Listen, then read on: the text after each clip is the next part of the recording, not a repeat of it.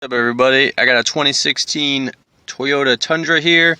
I'm replacing this USB port. The USB part and the aux port go together. I'm replacing this because the cover's missing and the customer wanted the one with the cover. They don't sell the cover by itself. Easy thing to do. Get yourself a small flathead like this, or maybe like a butter knife or something skinny like this, depending on your situation. We're going to go in the bottom here, just like that. Go up with it, pop that bottom piece loose, and then try to do the exact for the top as well. This might be a little harder because this dash piece is in your way, so let's see if we can just use the bottom piece only. Also, if you have something soft, like this is a plastic kind of like pry bar. This is an automotive tool. You can get these at Harbor Freight and other places. One particular like this where I got to kind of pry, I'm going to use this instead of my screwdriver because I don't want to cause little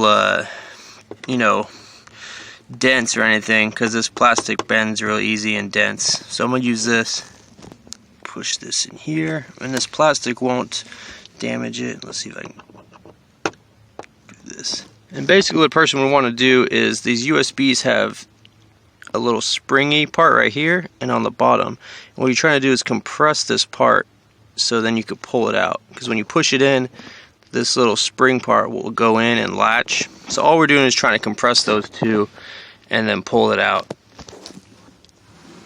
Alright, get rid of that. Okay, so that worked. Pull this out. Not as smooth as I wanted it to be. I have other videos on replacing USB ports on vehicles as well. A lot of Toyotas, so if you want to check those out to get more information. So basically you push on this, push your thumb right here, and you can just disconnect this. Their new one here will go right in. You'll hear it click, and then you'll just push it in with the USB on the top. No programming or nothing necessary. You'll push it in like this, you'll hear it click, and then you're good to go. It should work. This one's still good, so if you need one, I think these go for like $100 bucks or something online. If you need one, write in the comments and I might still have one for you. Alright, and here is the part number. This is a Toyota one.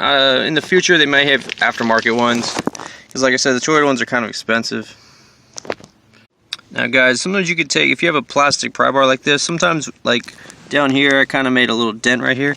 You could take this and kind of just gently push down, and sometimes you could clear these up pretty good, and you don't even notice.